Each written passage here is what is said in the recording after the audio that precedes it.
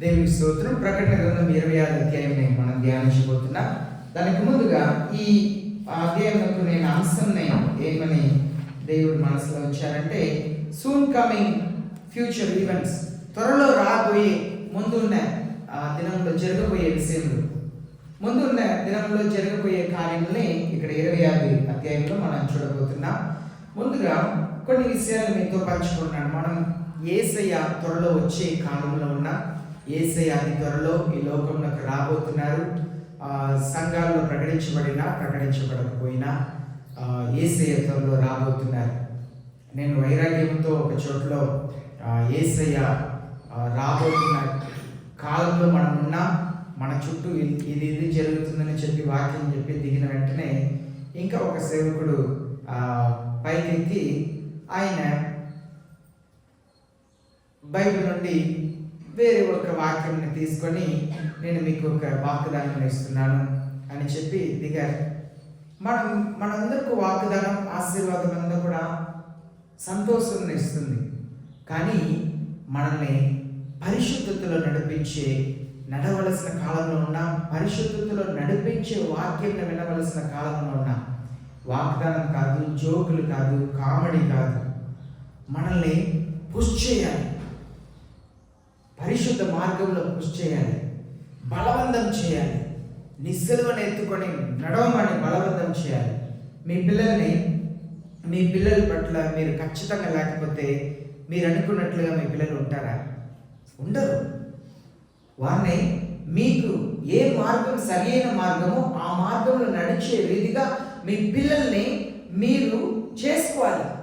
సంఘం కూడా దేవునికి సిద్ధపడాలి. అదే మనం ఈరోజు ధ్యానించబోతున్నాం.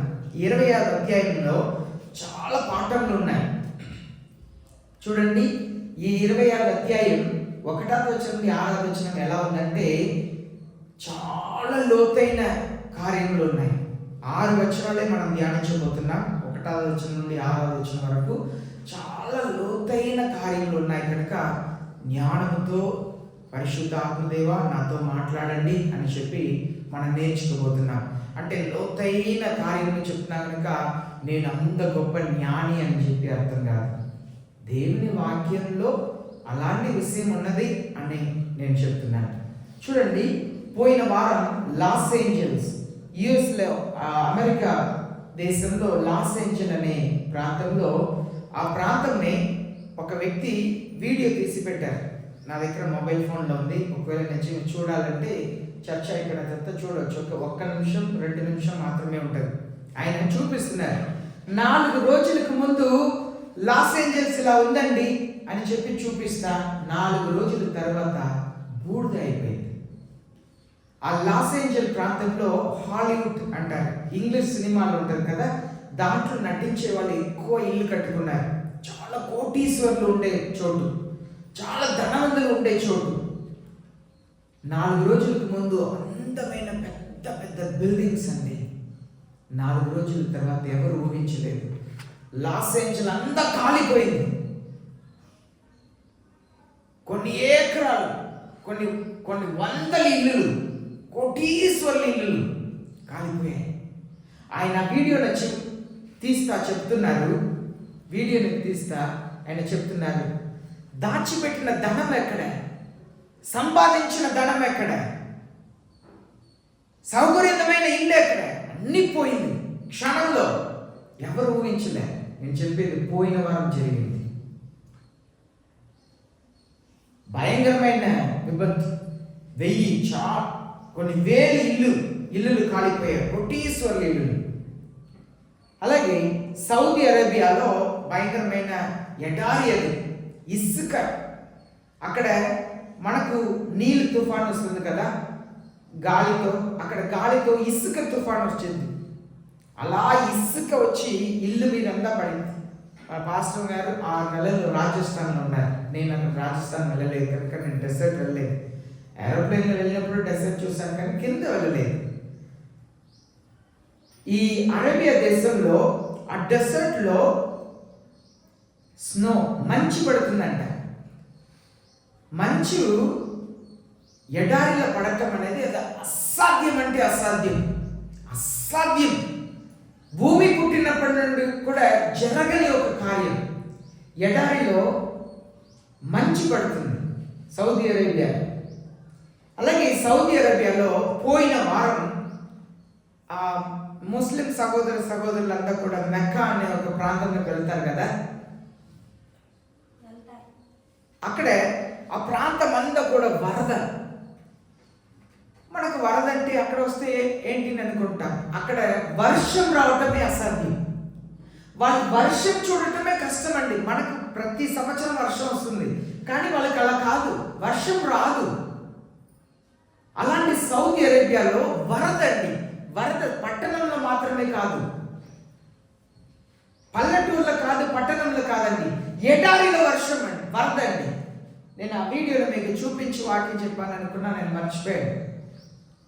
ఎడారిలో వరద అసాధ్యం, ఊహించలేని కార్యం. ఏ సైంటిస్ట్ కూడా ఎందుకు వచ్చిందని ఎవరు కూడా ప్రూవ్ చేయలేదు, అసాధ్యం.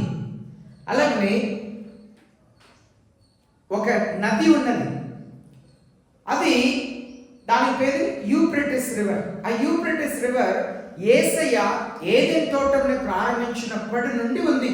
అనగా ఈ భూమిలో మనిషిని దేవుడు సృష్టించక ముందు నుండి ఆ యూఫ్రటీస్ రివర్ ఉంది. ఆ యూఫ్రటీస్ రివర్ నది ఎండిపోయిద్దంట.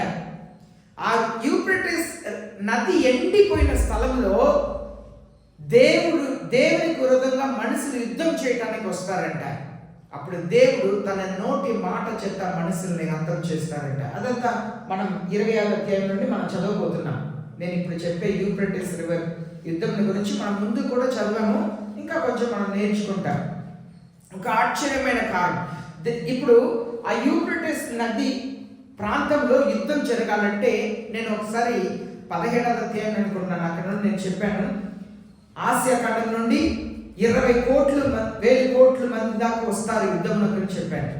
ఇదంతా కూడా జరగాలంటే యూఫ్రటీస్ నది ఎండిపోవాలి, అక్కడ ఎండిపోతుంది. అలాగే మనం చూస్తున్నాము, యెషయా రాసిన 43వ అధ్యాయం 10వ వచనం చదవండి. యెషయా రాసిన 43వ అధ్యాయం 10వ వచనం చదువుతాం. బైబిల్ ఉన్న వాళ్ళందరూ తీసుకుంటాం. అందరూ మీరు తెలుసుకొని నన్ను నమ్మి నేనే ఆయనని గ్రహించినట్లు మీరును నేను ఏర్పరచుకొని నా సేవకులను నాకు సాక్షులు. యెషయా గ్రంథం 43వ అధ్యాయం 20వ వచనం.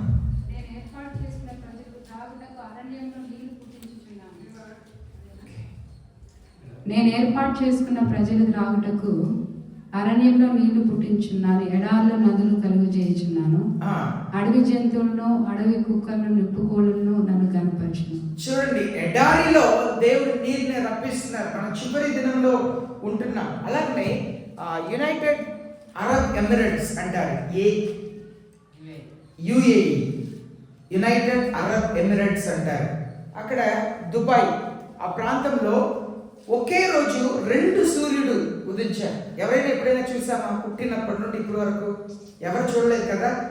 ఒకే దినము 2 సూర్యుడు ఉదయించింది. ఏ సైంటిస్ట్ కూడా అందుపడని, సైంటిస్ట్ అంటే ఏమంటారు వాళ్ళని, శాస్త్రవేత్తలు ఎవరు కూడా అందుపడలేని, ఎవరు కూడా వివరించలేని విధిగా యుఏఈలో దుబాయ్లో 2 సూర్యుడు ఒకేసారి వచ్చింది. ఆ సూర్యుడు ఎక్కడి నుండి వచ్చింది ఎవరు కూడా వివరించలేరు. కారణం నేను ముందు చెప్తాను. ఇది జరిగింది పోయిన వారమే, ఇది కూడా పోయిన వారమే. ఒకే సమయం 2 సూర్యుడు ఉదయించింది. అలాగే యుఎస్ఏ పట్టణంలో ఇండియానా అనే ప్రాంతంలో, ఇండియానా అనేది యుఎస్ అనేది యునైటెడ్ స్టేట్స్ ఆఫ్ అమెరికా అంటారు.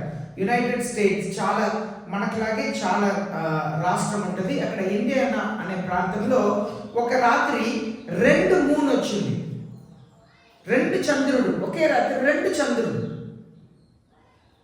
మీకు అవసరమైతే అయిపోయిన తర్వాత అవకాశం ఉంటే నేను చూపిస్తాను. 2 చంద్రుడు.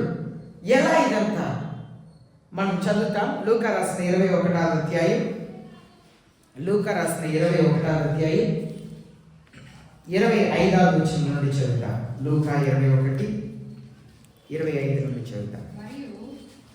మైక్లో చదవండిమా. నక్షత్రం కొంచెం ఆలస్యమైన పర్లేదు, మైక్ ఆన్ చేసుకొని చదవండి. మరియు సూర్యచంద్ర నక్షత్రములలో సూచనలను భూమి మీద సముద్ర తరంగముల ఘోష వలన కలవరపడిన జలములకు శ్రమయు కలుగును. చదవండి. ఆకాశమందరి శక్తులు కదిలింపబడను గనుక లోకం మీదికి రాబోచున్న విషయమై భయము కలిగి మనుషులు ఎదురు చూచుచు ధైర్యము చెడి కూలుదురు. అలా చదివితే ఎలా అమ్మ? మంచిగా చదవండి, మైక్ తీసుకొని చక్కగా చదవండి. మరియు సూర్యచంద్ర నక్షత్రములలో సూచనలను భూమి మీద సముద్ర తరంగముల ఘోష వలన కలవరపడిన జనములకు శ్రమయు కలుగును. ఆకాశం మందిరి శక్తులు కదిలింపబడును గనుక లోకం మీదకి రాబోచున్న వాటి విషయమై భయము కలిగి మనుషులు ఎదురు చూచుచు ధైర్యం చెడి కూలుదురు. మనుషులకు ధైర్యం చెడి కూలిపోతారంట. Men's heart will faint. ధైర్యం ఉండదంట మనుషులకు. ఎవరు కూడా, నేను మీకు చెప్తున్న మాటలు ఎవరు కూడా వివరించలేరండి. అలాగే చూస్తున్నాము అంటార్టికా ప్రాంతం అంటే అక్కడ ఎలా ఉంటుంది? మంచు. అంటార్టికా ప్రాంతం అంతా కూడా మంచు ఉంటున్న చోటు. ఆ మంచు ఉన్న స్థలంలో అక్కడ చెట్లు ములుస్తున్నాయంట. పెద్ద పెద్ద వృక్షం అంట, పెద్ద పెద్ద చెట్లు ములుస్తున్నాయంట. అసాధ్యం. చెట్టుకు ప్రాముఖ్యంగా ఏం కావాలమ్మా? సూర్యుడు వెలుగు కావాలి. చెట్లు బాగా ములవాలంటే, పైకి రావాలంటే సూర్యుడు వెలుగు కావాలి. కానీ అంటార్టికా ప్రాంతంలో పెద్ద పెద్ద చెట్లు. దేవుడు చెప్పిన కార్యములంతా కూడా లోకంలో జరుగుతా వెళుతున్నాయి. యేసే చెప్పారు కదా, ఆకాశం భూమి గతించును గాని నా మాట ఒక ఒత్తైనను ఏది కూడా నెరవేర్చకపోదు. యేసయ్య చెప్పిన కార్యాలన్నీ నెరవేరటం మనం చూస్తున్నాం. ఇప్పుడు చూడండి, యుఎస్ఏ అమెరికా దేశం నుండి 30 లక్షల భారతీయుల్ని బయట పంపిస్తానన్నారు.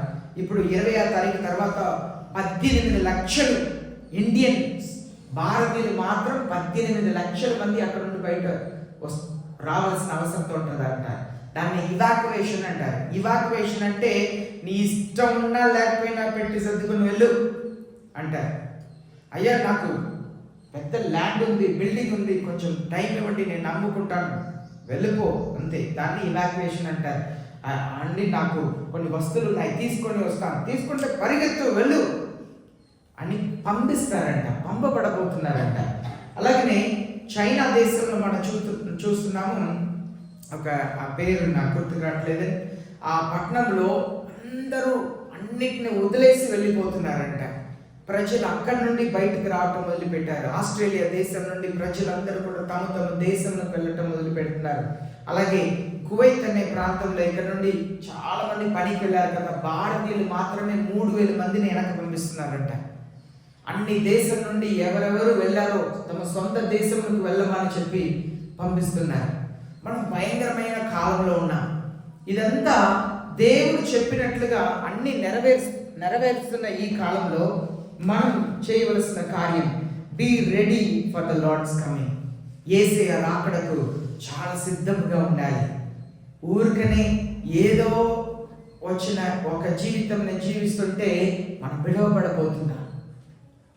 చూడండి, 26వ అధ్యాయం 1 నుండి 6వ వచనం ఎంత ఖచ్చితంగా దేవుని వాక్యం సెలవిస్తుంది. చూడండి, be ready for the tribulation and persecution. Tribulation భయంకరమైన శ్రమలు. అంటే 7 సంవత్సరాలు సాతానుడు పరిపాలన చేయబోతున్నాడు. చూడండి, ఇప్పుడే మీరు వార్తలు వింటా ఉంటే ఎక్కువ శాతం వార్తలు రాజకీయం గురించి మాట్లాడతారు. రెండవది గుడిల గురించి మాట్లాడతారు. నేను చాలా జాగ్రత్తగా వినండి.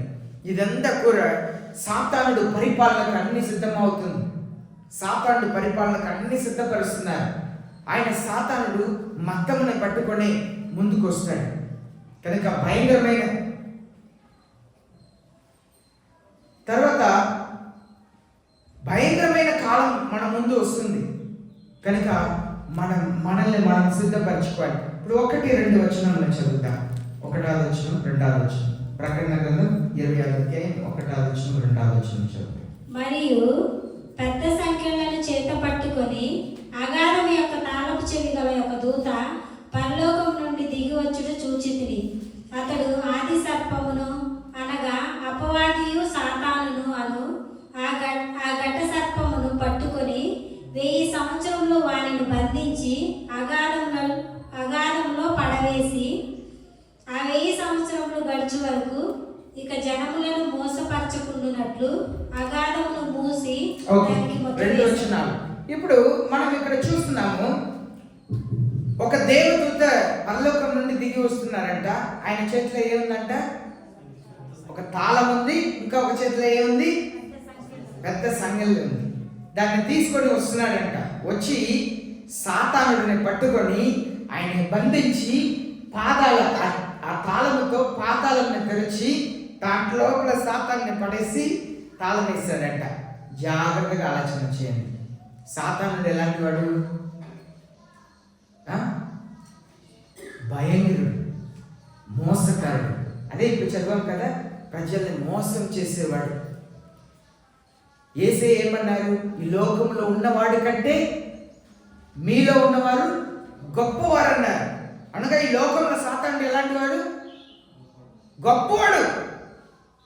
సాతానుడి లోకంలో గొప్పవాడు.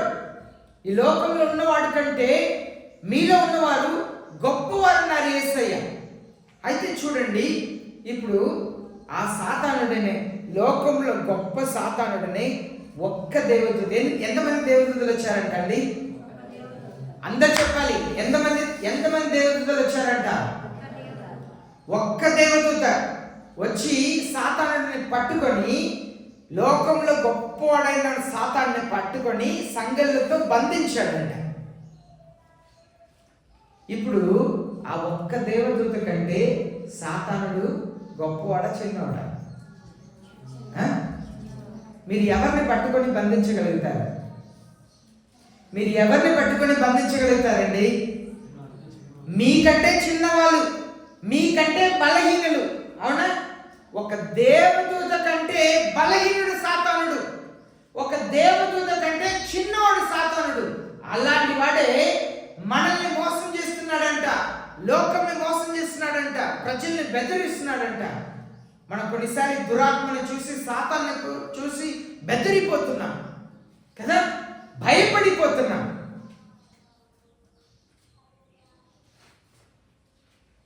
కానీ దేవుని వాక్యం సెలవిస్తుంది, ఒక దేవదూత, ఒక్క దేవదూత వచ్చాడంట. ఒక్క వ్యక్తిగా వచ్చి ఒక చేతిలో ఒక సంగలిని పట్టుకొని, ఒక చేతిలో ఒక తాళంని పట్టుకొని వచ్చి ఆయన బంధించి తలుపు తెరుచులోనేసి పడేసి తాళం వేశాడంట. ఒక్క దేవదూత. ఒక దేవదూత అంత బలహీనమైన చిన్నోడైన సాతానుడిని తీసి బంధించి తాళం వేశాడంటే మన దేవుడు ఎంత గొప్ప దేవుడుగా ఉంటాడు. హల్లెలూయా. అర్థమవుతుందా? అర్థం కావట్లేదా? మన దేవుడు ఎంత గొప్ప దేవుడిగా ఉంటాడు. ఒక దేవదూత దిగి వచ్చి సాతానుడిని బంధించి పాతాళంలో పడేయగలుగుతున్నాడంటే ఆ దేవదూతను చేసిన మన దేవుడు ఎంత గొప్ప దేవుడు అండి. చాలా గొప్ప దేవుడు. ఆ గొప్ప దేవుడిని మనం కలిగి ఉన్నాం. కానీ ఆ గొప్ప దేవుడు మీరు నేను ఆయన ప్రేమించాలని ఆశపడుతున్నారు. కానీ ఒకరోజు బంధించబడి పాతాళంలో వేయబడుతున్న సాతానుడు మాటనే ఆశపడుతున్నాం, కానీ ఆ సాతానుడి మాటను వింటున్నాం, కానీ దేవుని మాటను వినట్లే.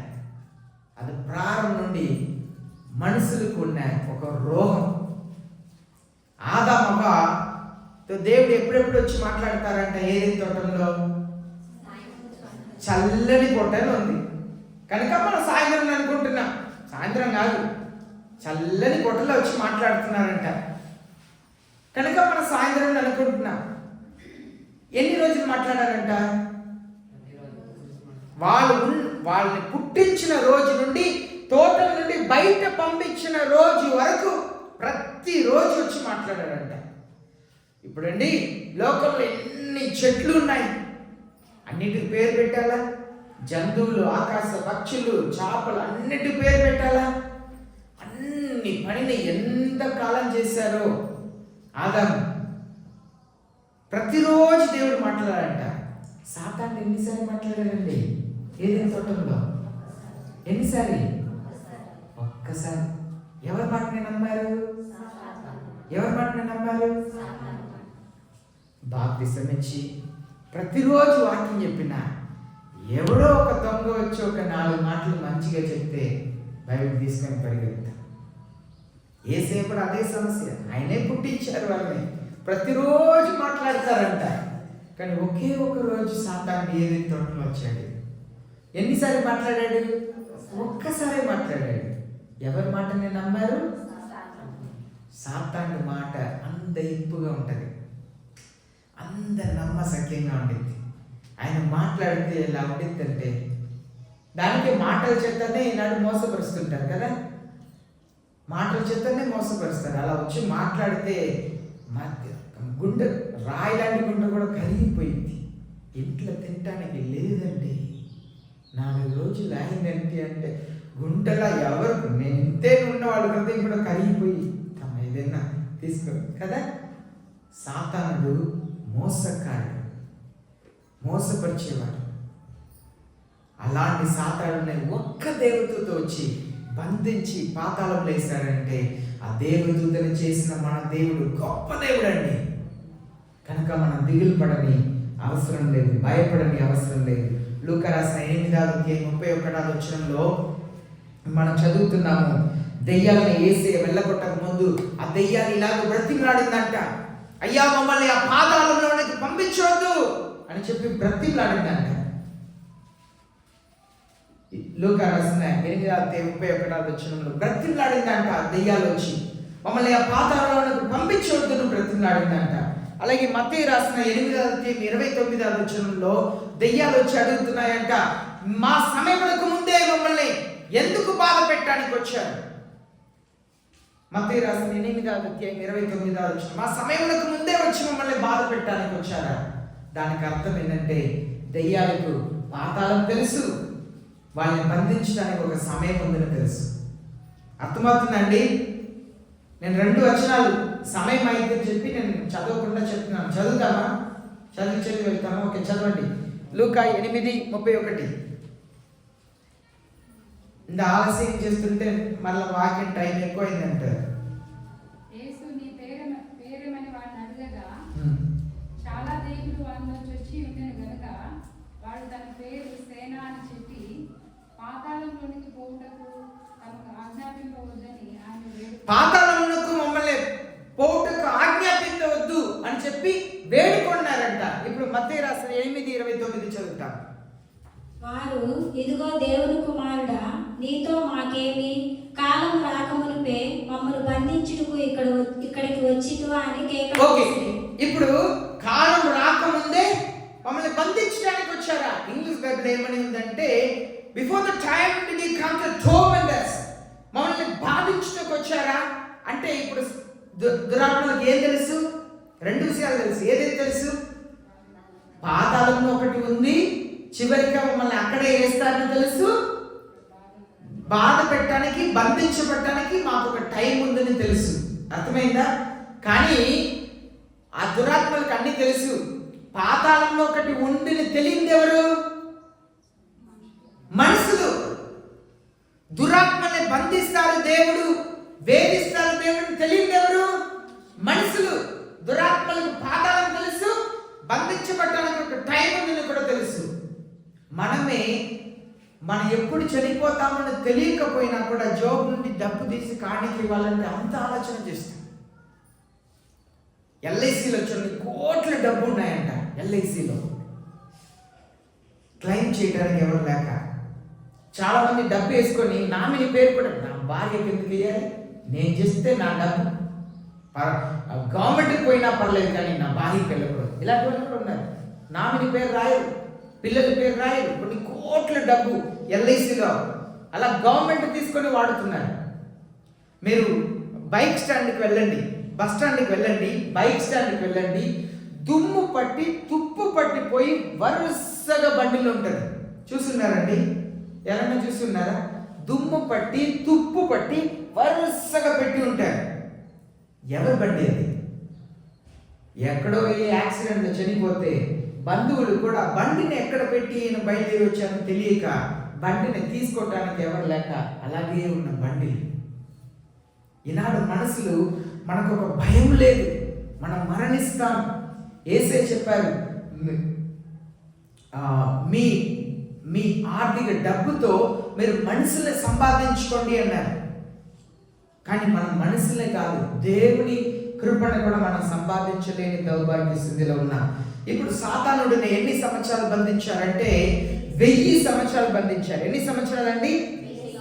1000 సంవత్సరాలు అనేది పేతురు రాస్తున్నప్పుడు పేతురు 3వ అధ్యాయం 8వ వచనంలో ఏమని చెప్తున్నారంటే 1000 సంవత్సరాలు అనేది దేవునికి ఒక్క రోజు. ప్రభు దృష్టికి ఒక దినము 1000 సంవత్సరముల వలెను. ప్రభు దృష్టికి ఒక దినము 1000 సంవత్సరం లాంటిదంట. 1000 సంవత్సరంలో ఒక దినం వలెను ఉన్నది. 1000 సంవత్సరంలో ఒక దినం వల్లే ఉంటుందంట. ఇప్పుడు సాతానుడిని దేవుడు బంధిస్తే ఒక్క రోజు బంధించినట్లుగా, కానీ మన దృష్టిలో 1000 సంవత్సరాలు బంధించినట్లుగా. ఇప్పుడు మనం చూస్తున్నాము 6 రోజులు మనసులకు ఇచ్చారు కదా, 7వ రోజు దేవుడిది అన్నారు. అవునా? అవునా కదండి? 6 రోజులు మనుషులకు, ఒక రోజు దేవునికి. ఇప్పుడు ఒక రోజు ఎన్ని సంవత్సరాలకు సమానం? 1000 సంవత్సరాలు. అప్పుడు 6 రోజులు 6000 సంవత్సరాలకి సమానం. ఇప్పుడు ఒక్క రోజు 1000 సంవత్సరాలు. ఆ 1000 సంవత్సరమే సాతానుడిని పాతాళంలో బంధించి దేవుడు స్వయంగా ఈ లోకముని 1000 సంవత్సరాలు పరిపాలించబోతున్నారు. అదే మన వాక్యంలో నేర్చుకుంటున్న ఒక సత్యం. చూడండి, లూసిఫర్ సాతానుడుగా మారక ముందు పరలోకంలో ఒక గొప్ప దేవదూత కదా, కానీ ఆయన ఎవరు బంధించారంట? ఒక దేవదూత బంధించారు. ఇప్పుడు ఆయన పెద్ద దేవదూత సాతానుడుగా మారిపోయాడు. ఇప్పుడు బంధించింది ఎవరు? ఆయన కంటే ఒక జూనియర్ దేవదూత, ఒక చిన్న దేవదూత. మన ఎన్నడూ కూడా గర్వపడకూడదండి, నేను గొప్పవాడిని. సాతానుడు ఆయన దేవుని సన్నిధిలో ఒకప్పుడు ఉన్నప్పుడు ఆరాధించినప్పుడు ఊహించుకొని ఉండదు, ఈ చిన్నవాళ్ళు ఒకరు నన్ను బంధిస్తాడు పడేస్తాడని. మనం ఎప్పుడు కూడా మన జీవితంలో గర్వపడకూడదు. యెషయా రాసిన 14వ అధ్యాయం 12వ వచనం నుండి 15వ వచనం వరకు చూస్తున్నాము. సాతానుడు 3వ ఆకాశం నుండి 2వ ఆకాశంలోకి ఎలా పడేయబడ్డాడని చూస్తున్నాం. యెషయా 14వ అధ్యాయం 12 నుండి 15 వరకు చదువుతాం. తేజో నక్షత్రమా, వేకువ చుక్క, నీవు ఎట్లు ఆకాశం నుండి పడితివి? జనములను పడగొట్టి నేల మట్టుకు ఎట్లు నరకబడితివి. నేను ఆకాశంలోకి ఎక్కిపోయేదను, దేవుని నక్షత్రములకు పైగా నా సింహాసనం హెచ్చించును, ఉత్తర దిక్కునున్న సభాపర్వతం మీద కూర్చుందును, మేఘమండలం మీదకి ఎక్కుదును, మహోన్నతితో నన్ను సమానంగా చేసుకుందునని నీవు మనసులో అనుకుంటివి కదా. చూడండి, మనసులో అనుకున్నాడంట, నేను దేవుడు వలె అవుతాను అనుకున్నాడంట. దేవుడు 3వ ఆకాశం నుండి 2వ ఆకాశంలోకి పడద్రోసారంట. నీవు పాతాళమునకును నరకంలో ఒక మూలకును త్రోయబడితివే. చూడండి, పాతాళమునకును నరకంలో ఒక మూల మీదకి పడేస్తారంట. నిన్ను చూచువారు నిన్ను నిదానించి చూచినట్లు ఇట్లు తలపోయిదురు, భూమిని కంపింపచేసి రాజ్యమును వణికించువాడు ఇతడేనా? ఓకే, చాలు. అది నేను చాలాసారి ఈ మాటలు చెప్పి ఉన్నాను.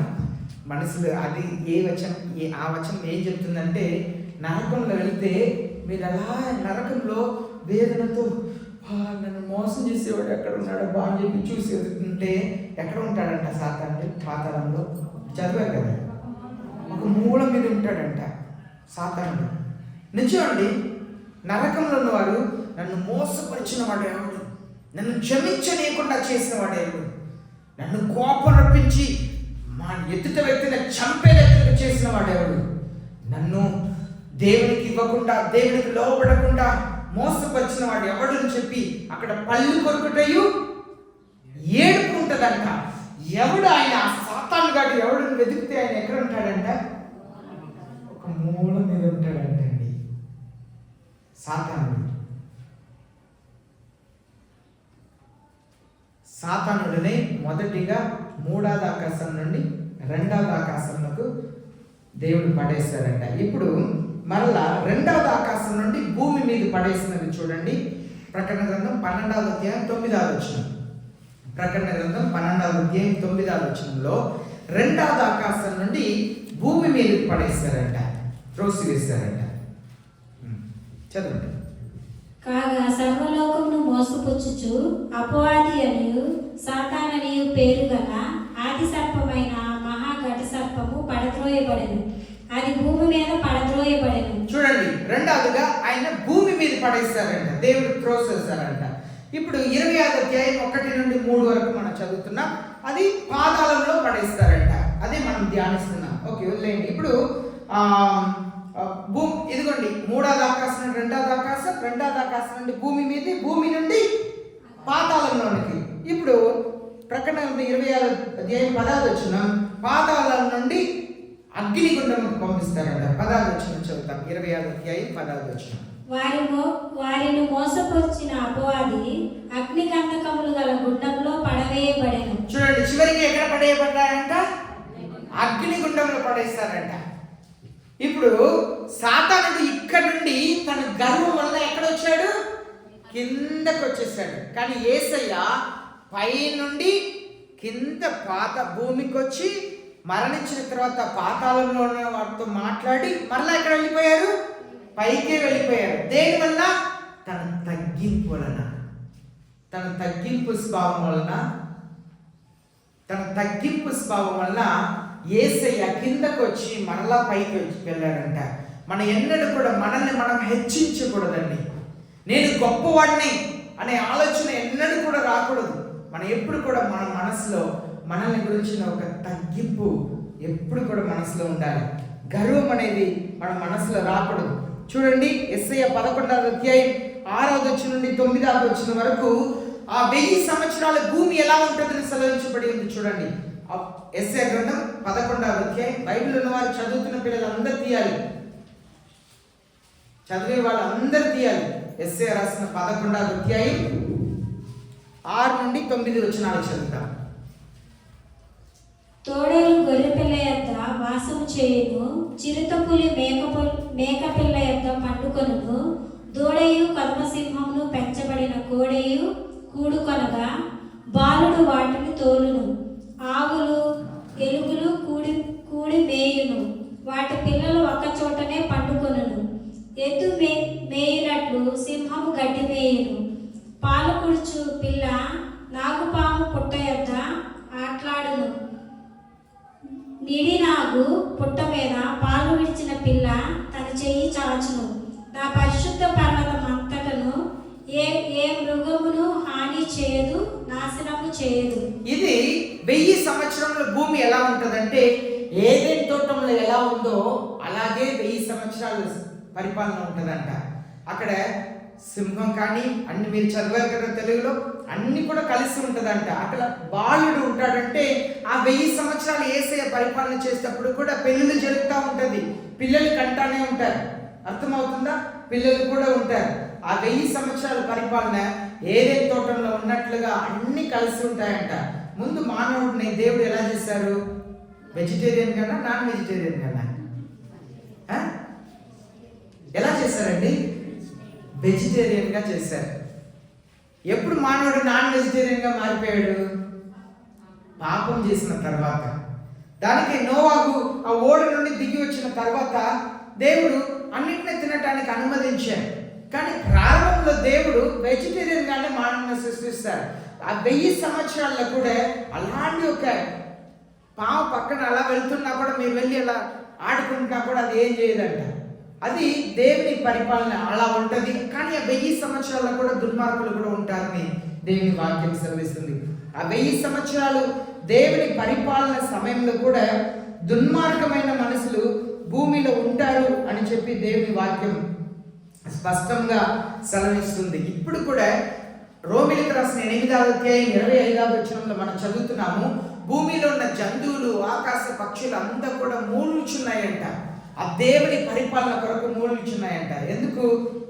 పక్షులంతా అయ్యో వీళ్ళేదో మొబైల్ ఫోన్ అంట, వీళ్ళు వాడటానికి ఏదో కనిపెట్టారు, ఆ వేవ్స్ అంతా కూడా దానివల్ల మా ఆరోగ్యమే బాగుండట్లేదు, మేము చనిపోతున్నాము, రకరకాలుగా మూలుగుతున్నాయంట. ఎందుకు? ఈనాడు న్యూస్లో ఎప్పుడు చూడండి ఆ ఊర్లో పులి వచ్చింది, సింహం వచ్చింది అని చెప్పి న్యూస్లో వింటున్నాం. ఎందుకు? అడవిలో వెళ్ళి అక్కడ గంజా తోట వేస్తే మరి పులి ఊర్లోనే వచ్చింది, ఊర్లోనే వచ్చింది. అడవిలంతా మీరు వెళ్ళి ఫ్యాక్టరీ కట్టి రహస్యంగా చేస్తుంది, అది ఊరికి పారిపోయి వస్తుంది. ఎందుకంటే అక్కడ చంపుతున్నారు కనుక పారిపోయి వస్తున్నాయి. ఇదే వాస్తవం. ఎంత ప్రభుత్వం బయట చెప్పరు, ఇదే వాస్తవం, జరుగుతున్న వాస్తవాలు. అయితే ఆ దినములలో సమాధానంగా ఉండుటకు ఈనాడు జంతువులు ప్రశాంతంగా అడవిలో ఉండటానికి లేకనే ఊర్లోంచి తిరుగుతున్నాయి. ఆ దినములలో మరలా పాత కాలంలో సంతోషంగా ఉంటాయంట. రోమిలకు రాసిన 8వ అధ్యాయం 25 తీసుకున్నారా? చదవండి మా దాన్ని. మనము చూడని దాని కొరకు నిరీక్షించిన ఎడల ఓపికతో దాని కొరకు కనిపెట్టుదు. అయితే నేను చెప్పే వస్తున్నాను దాని ముందు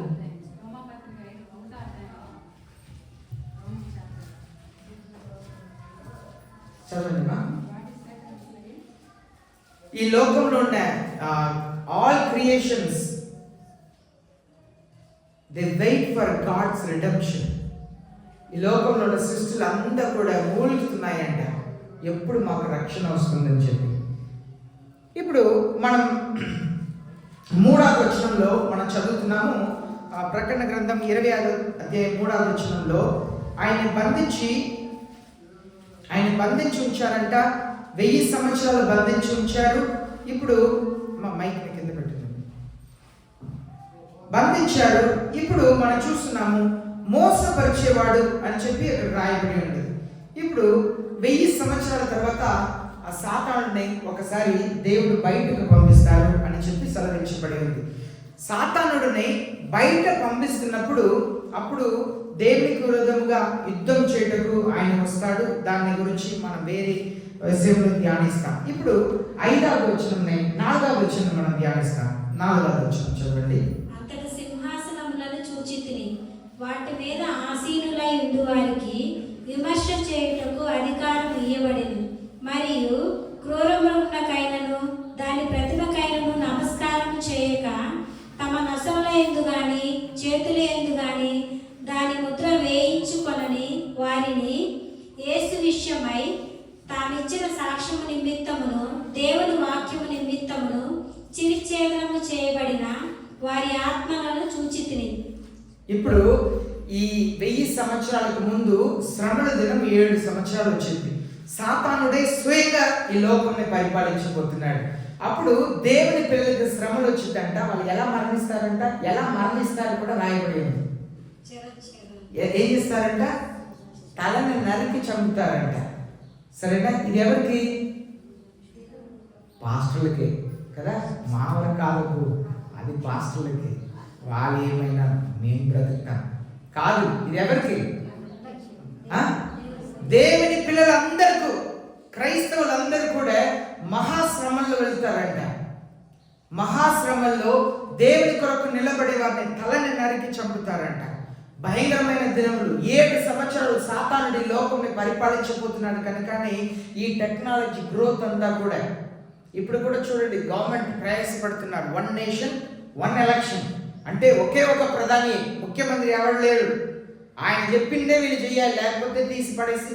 ఇప్పుడు మన ముఖ్యమంత్రులు కొన్ని నిర్ణయాలు వాళ్ళే తీసుకున్నారు, కొన్ని కలెక్టర్స్ వాళ్ళ పరిధిలో ఉన్న నిర్ణయాలు వాళ్ళే తీసుకున్నారు. కానీ 1 నేషన్ 1 ఎలక్షన్ అంటే ఏంటంటే ప్రధానమంత్రియే నిర్ణయం తీసుకుంటారు, ఆయన చెప్పేదే చివరి మాట. ఏ రాష్ట్రంలో ఏ ముఖ్యమంత్రి ఎవరు కూడా, ఏ కలెక్టర్ ఎవరు నిర్ణయించడానికి లేదు. ఇప్పుడు కలెక్టర్ చదివిన వాళ్ళని కలెక్టర్ పోస్టులో పెడుతున్నారు, ఐఏఎస్ చదివిన వాళ్ళని. అప్పుడు అలా కాదు, 10th చదివిన ఒక వ్యక్తిని కలెక్టర్ పోస్టులో పెడతారు. అర్థమవుతుందా? ఒక 10th చదివిన వ్యక్తిని కలెక్టర్ పోస్టులో పెడతారు. ఇప్పుడు ఐఏఎస్ చదివితే ఎస్పీ పోస్ట్లో ఉంటారు, ఐపీఎస్ చదివితే ఎస్పీ పోస్ట్లో ఉంటారు. కానీ ఆయనకి ఇష్టమైన ఒక ఏమంటారు, ఒక పోలీస్ చిన్న కానిస్టేబుల్ పోస్ట్లో ఉన్న వారిని తీసుకెళ్ళి ఎస్పీ పోస్ట్ని ఇస్తారు. ఆయనకి చదువు లేదు, అడగటానికి లేదు, కారణం ఆయనే సర్వాధికారి. దాంట్లో 1 నేషన్ 1 ఎలక్షన్ అంటారు. ఇప్పుడు కాంగ్రెస్ చెప్తున్నారు కదా, ఫైట్ చేయండి, పోరాడండి, మన హక్కుని కోల్పోతాం, అడగండి, రోడ్డు మీదకి రండి. చూస్తున్నారు న్యూస్లో. ఇదంతా ఎందుకు? మన హక్కు ఏమీ ఉండదు అని అర్థం. ఏం చేస్తారు? మీ బ్యాంకులో 5 లక్షలు ఉంటుంది, మీ బ్యాంకులో 10 లక్షలు ఉంటుంది, మీ బ్యాంకులో ₹1,00,00,000 ఉంటుంది. గవర్నమెంట్ చెప్తారు, ఓకే నీకు 30%, నీకు 50%, నీకు 20%, మీకు మీ అకౌంట్ నుండి అంతంత డబ్బు గవర్నమెంట్కి అవసరమైనప్పుడు తీసుకుంటారు. ఇదే 1 నేషన్ 1 ఎలక్షన్ అంటే మన డబ్బు పెట్టి నాకు ₹1,00,00,000 ఉందని చెప్తుంటే నెక్స్ట్ మంత్ గవర్నమెంట్ 30 లక్షలు తీసేస్తారు. అదే ఇక్కడ చెప్పబడుతుంది. 7 సంవత్సరాల సాతానుడి పరిపాలనకు ముందు సాతానుడుకు అనుకూలమైన మనుషుల్ని దురాత్మలు సిద్ధపరుస్తున్నాయి. నేను ఎప్పుడు టీవీలో చాలా ప్రోగ్రామ్స్ చూస్తున్నప్పుడు, యూట్యూబ్లో కొంతమందిని చూపిస్తున్నప్పుడు నేను వాళ్ళని ఒక మనుషులుగా చూడను, వాళ్ళలో ఉన్న దురాత్మల్ని చూస్తాను. వాళ్ళ న్యూస్లో వాళ్ళని చూపిస్తున్నప్పుడు వాళ్ళలో ఉండి పనిచేసిన దురాత్మలను నేను చూస్తాను. వాళ్ళని ఒక ఉన్నతమైన వ్యక్తిగా, కోటీశ్వరులుగా, ధనవంతులుగా, ఒక ఉన్నతమైన పదవిలో ఉన్న వాళ్ళని నేను చూడను, వాళ్ళలో ఉన్న దురాత్మలను చూస్తాను. ఎందుకంటే వాళ్ళు చేసిన కార్యములు, వాళ్ళు తీసుకుంటున్న నిర్ణయాలు మనసుల్ని బాగు చేస్తుందా, బాధ పెడుతుందా? కనుక వాళ్ళలో ఉన్న ఆత్మని బట్టి మనసులు పరిపాలించే విధానం ఉండింది, తీసుకున్న నిర్ణయాలు ఉండింది. అదే మన వాక్యంలో మనం నేర్చుకుంటున్నాం. మనసులో ఉన్న దురాత్మలు సాతానుడు పరిపాలన కొరకు ఆ దురాత్మలు పనిచేస్తున్నాయి. ఇప్పుడు 7 సంవత్సరాల తర్వాత దేవుడు ఏం చేయబోతున్నారంటే ఆ సాతానుడిని, దురాత్మల్ని బంధించి 1000 సంవత్సరాలు నా పాతాళంలో పడేస్తారు. ఆ పాతాళంలో పడేయక ముందు 7 సంవత్సరంలో దేవుని పిల్లలందరూ కూడా శ్రమల్లో వెళ్తారంట. కానీ మనం నిరీక్షిస్తున్నాం, శ్రమల కాలం ముందు యేసయ్య వస్తారు, సంఘంలో ఎత్తుకొని వెళ్తారు, మనం నిరీక్షిస్తున్నాం. సంతోషమే. నువ్వు శ్రమలకు సిద్ధపడి ఉంటే యేసయ్య రాకడ కొరకు కూడా నువ్వు సిద్ధపడి ఉంటావు. 2 తిమోతి 2వ అధ్యాయం 12వ వచనంలో చదువుతున్నాము. 2 తిమోతి 2వ అధ్యాయం 12వ వచనం. బైబిల్ ఉన్న వారు తీయండి, వేగంగా తీసి చదువు. 2 తిమోతి 2వ అధ్యాయం 12వ వచనం. సహించిన వారమైతే ఆయనతో కూడా ఏలుదుము. సహించిన వారే ఆయనతో ఏలుతారంట. ఈ 7 సంవత్సరంలో ఎవరెవరు తల నరికి చంపబడబోతున్నారో వాళ్ళందరూ కూడా దేవునితో పరిపాలించబోతున్నారంట. చూడండి, I saw the thrones, they sat on them and judgment was given to them. ఎవరెవరు తల నరకబడిందో వాళ్ళందరికీ సింహాసనాలు ఉన్నాయంట. ఆ 1000 సంవత్సరాలు సింహాసనంలో కూర్చొని దేశాన్ని పరిపాలించేది ఎవరు తెలుసా? ఎవరు? దేవుని పిల్లలు. ఎవరు? అందరు కాదు, దేవుని పిల్లలు అందరు కాదు. ఎవరు తల నరికి చంపబడుతున్నారో, అనగా శ్రమల కాలంలో దేవుని కొరకు ఎవరు ప్రాణం పెడుతున్నారో వాళ్ళందరికీ సింహాసనాలు ఉంటుందంట. తెలుగులో ఎలా ఉంటుందో నాకు తెలియదు, కానీ ఇంగ్లీష్లో I saw thrones అని ఉంది. నేను సింహాసనాలను చూసాను. ఉందా? సింహాసనమును ఉందా? సింహాసనాలను ఉందా? సింహాసనములను చూశాను. చాలా సింహాసనం ఉందంట. దాని మీద ఆసీనుడిగా ఉన్న వాళ్ళందరూ కూడా తల నరికి చంపబడిన వాడు, 7 సంవత్సరంలో దేవుని వాక్యం కొరకు మరణించిన వాడు. అలాగే రోమిలికి రాసిన 8వ అధ్యాయం 17వ వచనం చదువుతాం. రోమిలికి రాసిన 8:17. ఏలయనగా మరలా భయపడుటకు మీరు దాస్యపు ఆత్మను పొందలేదు గాని దత్తపుత్రాత్మను పొందింద్రి. ఆత్మ కలిగిన వారమై మనము అబ్బా తండ్రి అని మొరపెట్టుచున్నాము. ఇక్కడ దేవుని పిల్లలకు గొప్ప అవకాశం ఇస్తున్నారు. చూడండి, I saw the souls those who had been beheaded because of the testimony of Jesus, because of the word of God, and those who had not worshipped the beast or his image. ఎవరెవరు ఆ విగ్రహంని, ఆ దురాత్మని, ముద్రని తీసుకోలేదు. ఆ ముద్ర ఏంటి? ఆ ముద్ర ఏంటి? 666 అనే ముద్ర. ఎవరు ఆ విగ్రహాన్ని నమస్కరించలేదో, had not received the mark on their forehead, on their hand, they came to life, reigned with him for 1000 years. ఎవరెవరు వాళ్ళ చేతులు కానీ వాళ్ళ నొసట్లో కానీ ఆ ముద్రను తీసుకోలేదో వాళ్ళందరూ కూడా యేసయ్యతో పాటు పరిపాలన చేస్తారంట. దానికి ఆ ముద్రకు అలవాటు చేయడానికి కరోనా టైంలో ఏమన్నారు? కరోనా టైంలో మీరు ఎక్కడైనా షాప్కో ఎక్కడ వెళ్ళినా మిమ్మల్ని ఎలా చెక్ చేస్తారు? చెయ్యి చూపిమన్నారు కదా. కొన్నిసారి నష్టం ఇది చెక్ చేస్తారు, జ్వరం ఉందని చెయ్యి చెక్ చేస్తారు. ఇది దేనికి మనల్ని అలవాటు చేస్తారంటే ముందు మైక్రోచిప్ని ఇంప్లాంట్ చేయబోతున్నారు మనుషులకు.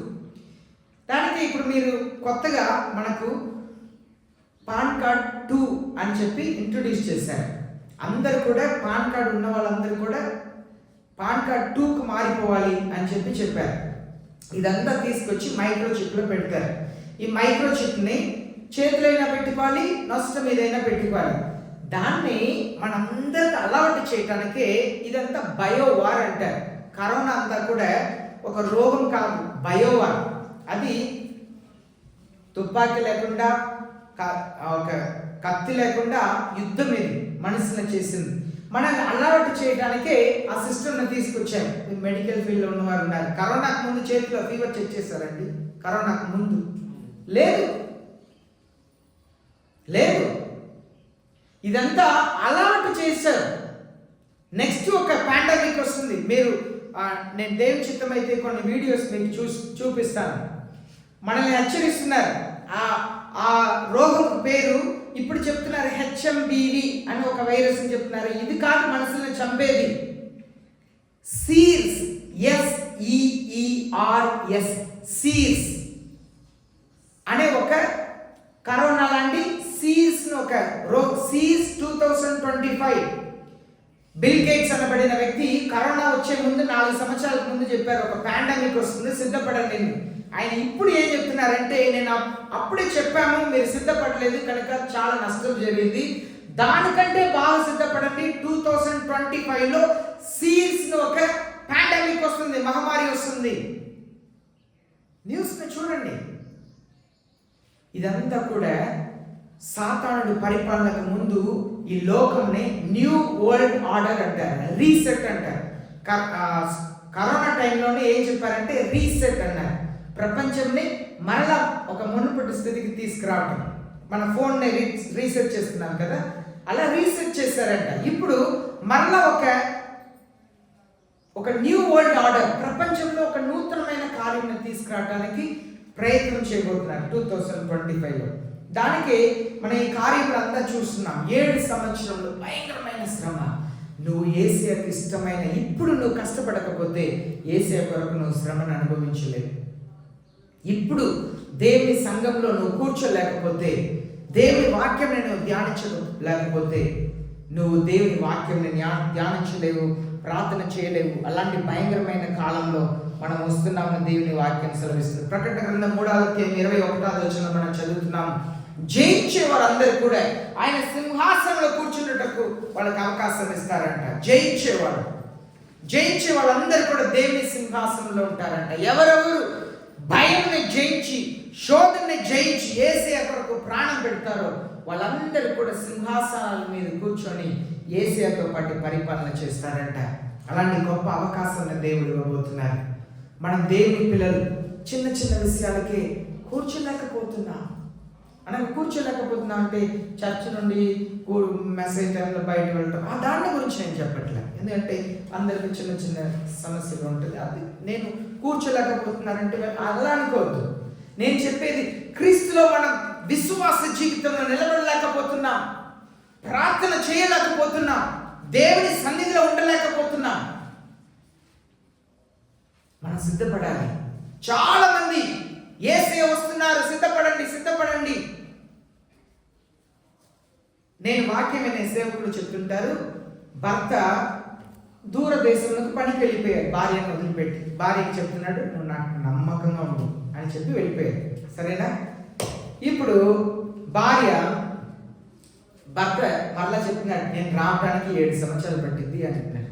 ఇప్పుడు భార్య ఏమనుకుంటుందంటే, అబ్బో ఆయన రావడానికి 7 సంవత్సరాలు పట్టింది, కొంతకాలం మనం ఇష్టం వచ్చినట్లు జీవిస్తాను అని జీవిస్తే ఆయన నమ్మకంగా ఉన్నట్లుగా. ఇప్పుడు ఆయన సడన్ గా ఫోన్ చేసి చెప్తున్నాడు, నేను వచ్చే నెల నేను వస్తున్నాను అని చెప్పిన వెంటనే భార్య ఏం చేసింది? కొన్ని ఒళ్ళు దగ్గర పెట్టుకొని జాగ్రత్తగా ఉండేది. ఎందుకు? భర్త వస్తున్నారు. ఇది దేవుడు వస్తున్నారు కనుక భర్త వస్తున్నారని తెలుసుకొని ఒళ్ళు దగ్గర పెట్టుకొని జాగ్రత్తగా ఉండటం కాదు. నమ్మకత్వం అనేది నేను 7 సంవత్సరాల తర్వాతనే వస్తానని చెప్పినా కూడా ఆయనకు నేను నమ్మకత్వం కలిగి ఉండాలి, నమ్మకమైన భార్యగా ఉండాలి. ఆయనను ప్రేమించే భార్యగా నేను ఆయన్ని భర్తగా ప్రేమించి నేను నమ్మకత్వం కలిగి ఉండాలనేది నిజమైన జీవితం, నిజమైన ప్రేమ. క్రైస్తవులు కూడా యేసయ్య వస్తున్నారు అని చెప్పి మనల్ని మనం జాగ్రత్తగా పెట్టుకోవటం కాదు. ఆయన ఇంకా 25 సంవత్సరాల తర్వాత వచ్చినా కూడా నేను ఒక మంచి క్రైస్తవుడిగా ఉంటాను. నేను రేపు చనిపోతాను, లేదు ఇంకా 30 సంవత్సరాల తర్వాత చనిపోతాను, కానీ నా క్రైస్తవ జీవితంని నేను యేసయ్యను ప్రేమిస్తున్నాను కనుక నేను మంచి క్రైస్తవుడిగా ఉంటాను. నేను యేసయ్యను ప్రేమిస్తున్నాను కనుక మంచి క్రైస్తవుడిగా ఉంటాను. ఒక మాట చెప్తున్నారు, ఓకే వచ్చే వారం యేసయ్య వస్తున్నారు. నేను యూట్యూబ్లో చూడండి, ఒక వ్యక్తి చెప్పాడు 2025 జనవరి 16వ తారీఖు యేసయ్య వస్తున్నారు చూడండి. ఆయన చెప్పి ఎన్నో లక్షల వ్యూస్ అండి యూట్యూబ్లో. అలాంటి ఒక టైటిల్ పెట్టి మెసేజ్ పెడితే ఖచ్చితంగా కొన్ని వ్యూస్ దాటిపోయింది. ఎందుకంటే ఎక్కడ ఆ మాట చెప్తారు, కూర్చొని వింటారు కదా. ఈరోజు డేట్ ఎంత? 12. 10వ తారీఖు వచ్చారా? ఇలాంటి మోసకారులు ఉన్నారు. ఒక వ్యక్తి నేను గురించి, ఆయన పేరు ఏదో లారీ సంథింగ్, చెన్నై పట్టణంలో ఆయన దేవుడిలా చూసేవాళ్ళంట. చాలా సంవత్సరాల క్రితం ఆయన దేవుడిలా చూసేవారంట. ఆయన ప్రార్థన చేస్తే భయంకరంగా అద్భుతాలు జరుగుతాయంట. చెన్నై పట్టణంలో అప్పుడు చాలా సంవత్సరాల క్రితం బస్సులో కూడా యేసు మంచి దేవుడిని పాటలు పాడతారంట బస్సులో. అంత చెన్నై పట్టణంని కదిలించారంట. కానీ ఇలాగే ఆయన చెప్పారు, పలానా తారీఖు యేసయ్య వస్తున్నారు, మీ ఆస్తుల్ని అమ్మండి అని చెప్పి. ఆయన పెద్ద పెద్ద ఆశ్రమాలంతా కట్టి అక్కడ వెళ్ళి కూర్చున్నారంట. చెప్పిన డేట్కి యేసయ్య రాలేదు. ఆయన్ని అందరు వెళ్ళి ఆయన మీద పడి గుంపులు అన్నిటిని ఆస్తిని అమ్మేసి ఆయన దగ్గర వెళ్ళి ప్రజలు అందరూ కూడా సమకూడి ఉన్నారంట. యేసయ్య వస్తున్నారు, వెళ్ళిపోతున్నామని చెప్పి. చివరిగా జైల్లో ఉండి చనిపోయాడండి. నాకు ఆయన పేరు గుర్తుకు రావట్లేదు. నిజం, యేసయ్య వస్తున్నారు, చాలా త్వరలో వస్తున్నారు. కానీ యేసయ్య శ్రమల కాలం ముందు దేవుని పిల్లలను తీసుకెళ్తారా, లేదు సంఘంని శ్రమలు అనుమతించబోతున్నారా మనకు పూర్తిగా తెలియదు. కానీ ప్రకటన గ్రంథం 26వ అధ్యాయం 1-6 ప్రకారం దేవుని పిల్లలు శ్రమల్లో వెళుతున్నారు. ఇప్పుడు 5వ వచనం 6వ వచనం చెప్తా. అవి సంవత్సరములు గడిచే వరకు మృతులు బ్రతకలేదు. ఇదే మొదటి పునరుద్ధానము. ఈ మొదటి పునరుద్ధానంలో పాలుగల వారు ధన్యులను పరిశుద్ధులై ఇందురు. ఇట్టి వారి మీద రెండవ మరణమునకు అధికారం లేదు. వీరు దేవునికి క్రీస్తుకును యాజకులై క్రీస్తుతో కూడా 1000 సంవత్సరములు రాజ్యము చేయుదురు. ఇప్పుడు 7 సంవత్సరాలు యేసయ్య కొరకు జీవించి మరణించిన వాళ్ళు ఏం చేస్తారంట? మరణించిన వాళ్ళు 7 సంవత్సరాల ముగింపులో పునరుత్థానం పొందుతారంట. చనిపోయిన వాళ్ళందరూ లేస్తారంట. ఇది మొదటి పునరుత్థానం. ఈ పునరుత్థానంలోనే పాత నిబంధనల నుండి దేవుని కొరకు ఎవరెవరు చంపబడ్డారో వాళ్ళందరూ కూడా లేస్తారు. ఎవరెవరు యేసయ్య కొరకు చంపబడ్డారో అందరు క్రైస్తవులు అందరూ కాదండి, క్రైస్తవులు అందరూ కాదు, ఎవరెవరు యేసయ్య కొరకు చంపబడ్డారో వాళ్ళందరూ కూడా మొదటి పునరుత్థానంలో లేస్తారంట. వాళ్ళు మాత్రమే ఎవరెవరు యేసయ్య కొరకు ప్రాణం పెట్టారో, యేసయ్య కొరకు చంపబడ్డారో వాళ్ళందరూ కూడా లేస్తారంట. వాళ్ళు యేసయ్యతో పాటు ఈ లోకంని 1000 సంవత్సరాలు పరిపాలన చేయబోతున్నారంట. ఈ లోకంలో 1000 సంవత్సరాలు పరిపాలన చేయాలనే ఆశ ఉన్నా యేసయ్యని వెంబడించాలి. లేదు, నాకు పరిపాలనకు అవకాశం ఇవ్వకపోయినా పర్లేదు, నేను యేసయ్యని ప్రేమిస్తున్నాను కనుక వెంబడిస్తాను అనేది నిజమైన క్రైస్తవ జీవితం. కొన్ని వచనాలని మనం ధ్యానించి ముగిస్తాం. యోహాను సువార్త 5వ అధ్యాయం 29వ వచనంలో చూస్తున్నాము. యేసయ్య చెప్పారు, "The dead will come forth when they hear the voice of the Son of Man. Those who did the good to the resurrection of life, and those who committed evil to the resurrection of judgment." యేసయ్య చెప్పారు యోహాను సువార్త 5వ అధ్యాయం 29వ వచనంలో, యేసయ్య వచ్చి పిలుస్తారంట. పిలిచిన వెంటనే ఎవరెవరు మరణించారో, క్రీస్తులో మరణించేవారు లెగిస్తారంట. ముందు యేసయ్య ఫస్ట్ లేపేది ఆయన కొరకు మరణించిన వారిని. ప్రకటన గ్రంథం 2వ అధ్యాయం 11వ వచనంలో, "He who overcomes shall not hurt by the second death." Second death అనేది నరకంని చూసాం. మనందరికీ 2 మరణాలు ఉన్నాయి. మనందరికీ ఒక్క మరణం, దేవుని ఎరగని వరకు 2 మరణాలు. యేసయ్యను నమ్మిన వరకు శారీరక మరణం మాత్రమే. కానీ యేసయ్యను ఎరగని వరకు శారీరక మరణం, మరణం నరకంలో కూడా మరణం. అదే 2వ మరణం అనేది నరకంలో మరణం గురించి రాయబడి ఉన్నది. అలాగే లూకా రాసిన 20వ అధ్యాయం 35వ వచనంలో మనం చూస్తున్నాము. లూకా 20వ అధ్యాయం 30వ వచనంలో, "Those who are considered attained to the age and the resurrection from the dead." కొందరికి మాత్రమే అర్హత ఇవ్వబడుతుంది. మరలా ఆ పునరుత్థానంలో మనం లెగవాలంటే పరిశుద్ధంగా జీవించిన వారు, యేసయ్యతో పాటు శ్రమల్ని అనుభవించిన వారికి మాత్రమే ఆ మొదటి పునరుత్థానంలో అవకాశం ఉన్నదని చూస్తున్నాం. దానియేలు 12వ అధ్యాయం 2వ వచనంలో కూడా మనం చూస్తున్నాము. "Many of those who sleep in the dust of the ground will awake, some to the everlasting life and some to disgrace and everlasting condemn." కొందరు ఆ దినములలో కొందరు మహిమ కొరకు లేస్తారంట, నిత్య జీవము కొరకు లేస్తారంట. అందరూ లేస్తాం. చనిపోయిన వాళ్ళు అందరూ లేస్తారు. యేసయ్య నమ్మిన వాళ్ళు, నమ్మని వారు, ఎరిగిన వాళ్ళు, ఎరగని వాళ్ళు అందరూ లేస్తారంట. కొందరు నిత్య జీవమునకును, కొందరు నిత్య ఆజ్ఞకును లేస్తారంట. లూకా రాసిన 14వ అధ్యాయం 14వ వచనంలో, "We will be repaid at the resurrection of the righteous." నీతిమంతుల పునరుత్థానమందు దేవుడు ప్రతిఫలం ఇస్తారంట. మీరు దేవుని కొరకు చేసే ప్రతి ఒక్క కార్యములకు నీతిమంతుల పునరుత్థానంలో ఆయన ప్రతిఫలం ఇస్తారంట. నీతిమంతుల పునరుత్థానం ఎప్పుడు? యేసయ్య కొరకు ప్రాణం పెట్టుటకు ధరించిన ఒక మంచి క్రైస్తవ జీవితం. ఫిలిప్పీయులకు రాసిన 7వ అధ్యాయం 11వ వచనంలో, ఫిలిప్పీయులకు రాసిన 3వ అధ్యాయం 7 నుండి 11లో మనం చదువుతున్నాము. "In order that I might attain the resurrection from among the dead." పౌలు అపోస్తలుడు చెప్తున్నారు, నేను ఆ పరిశుద్ధులు పునరుత్థానంలో పాలు పొందుటకు నాకున్నదంతా కూడా పెంటకు సమానముగా నేను ఎంచుతున్నాను అంటున్నారు. ఫిలిప్పీయులకు రాసిన 3వ అధ్యాయం 7 నుండి 11లో, నేను పెంటకు సమానంగా ఎంచుతున్నాను. నాకు ఒకే ఒక ఆశ, ఆ పునరుత్థానంలో. అప్పుడు ఈ 1000 సంవత్సరాలు ఎవరు పరిపాలిస్తారు? ఈ 1000 సంవత్సరాల్లో నేను చెప్తున్న కాంటెక్స్ట్ నే ఆలోచన చేయాలి. పౌలు చెప్తున్నారు, ఆ పునరుత్థానం కొరకు నేను అన్నిటిని పెంటకు సమానంగా ఎంచుతున్నాను అంటున్నారు. ఇప్పుడు పౌలు అపోస్తలుడు ఏ పునరుత్థానంలో పాల్గొనాలనుకుంటున్నారు?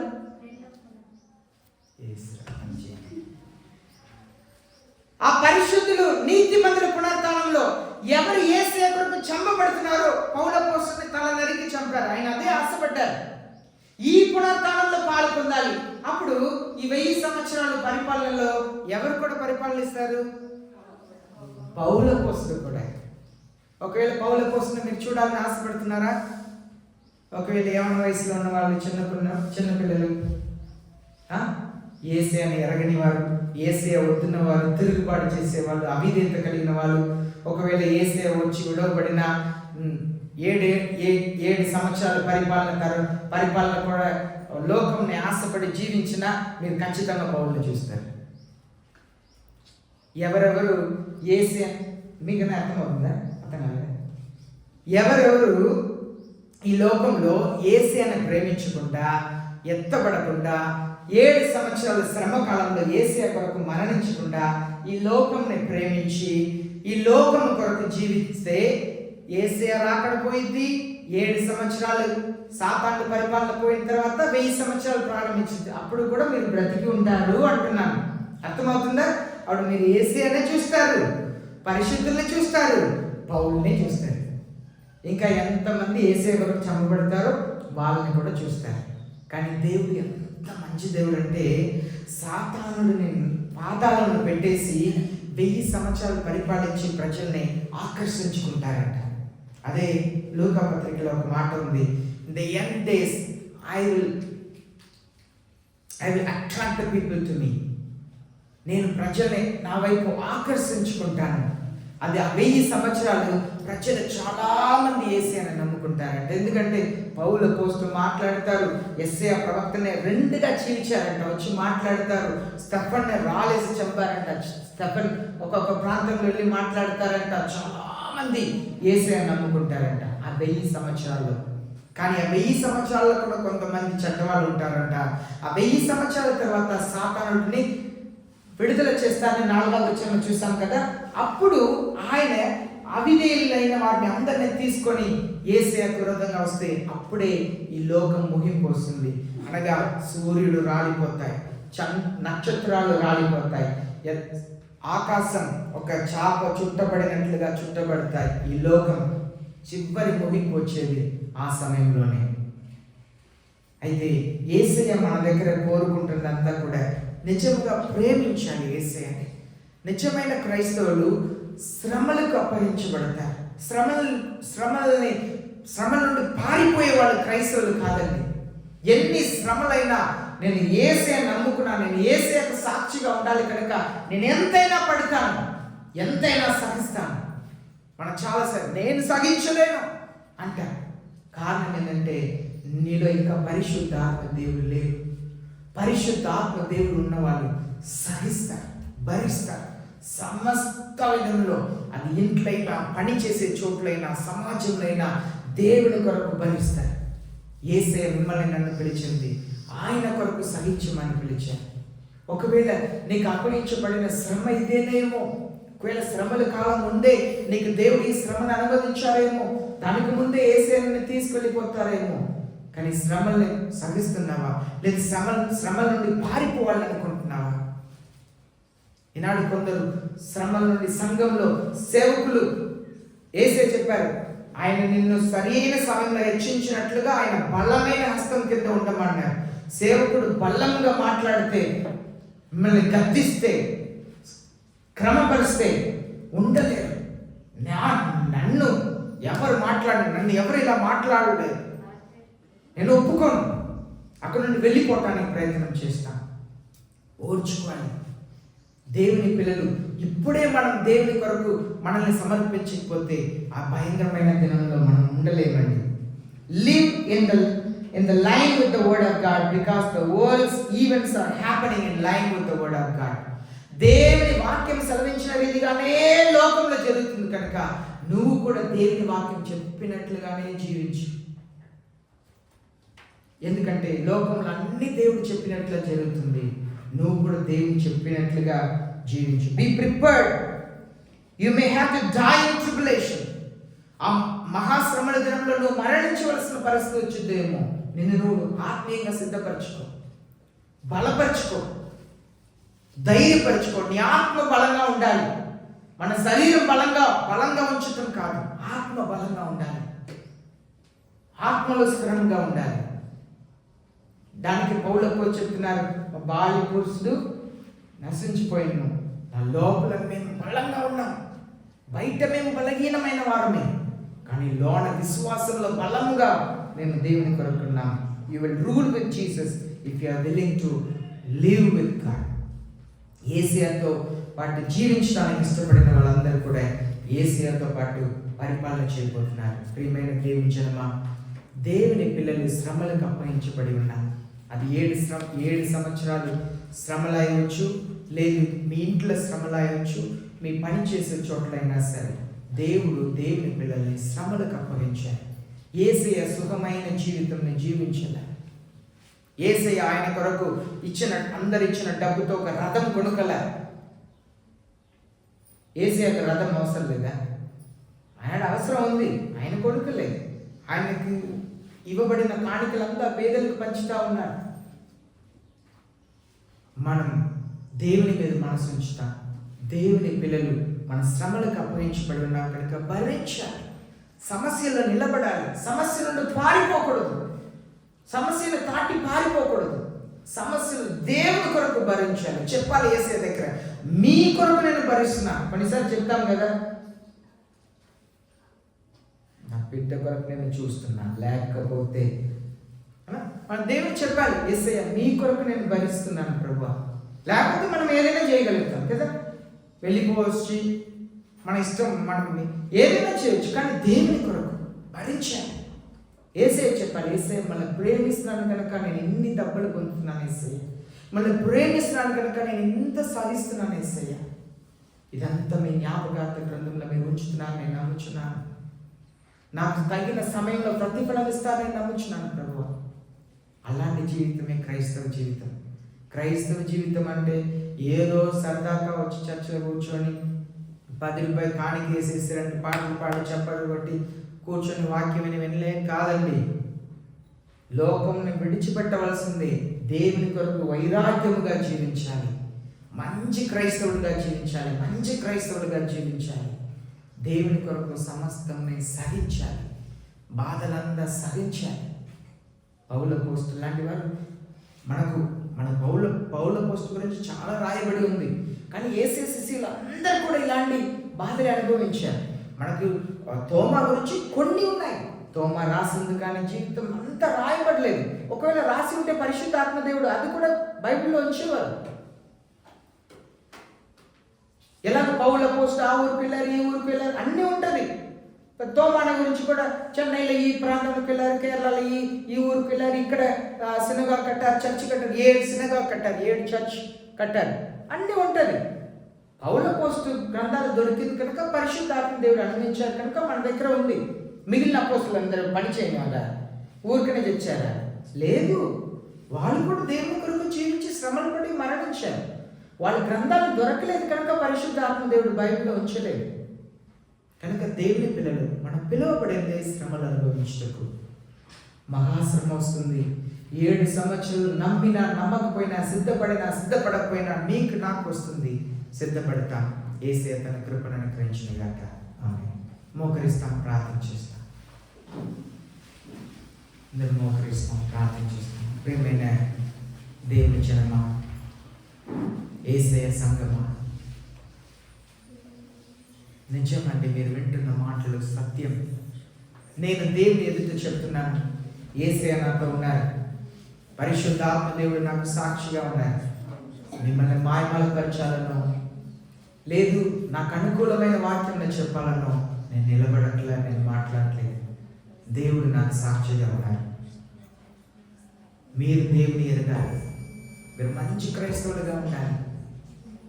యేసయ్యతో పరిపాలించే భాగ్యం మీకు కలగాలంటే ప్రార్థించి, అయ్యా నా జీవితంలో మార్చి. నునువెచ్చనైన క్రైస్తవ జీవితం వద్దండి. ఆయన ఊసివేస్తారంట. తన నోటి నుండి ఊసివేస్తారంట నునువెచ్చనని క్రైస్తవ జీవితం.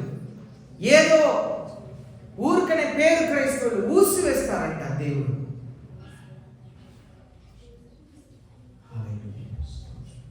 మహాప్రేమ కలిగిన పరలోకపు తండ్రి, అయ్యా మీ వాక్యానుసారమైన జీవితం జీవించుటకు మాకు కావలసిన కృపణ బలమైన శక్తిని దయచేయమని, మీ పరిశుద్ధ ఆత్మ చేత మమ్మల్ని నడిపించమని యేసయ్య నామములో ప్రార్థిస్తున్నాం పరలోకపు తండ్రి.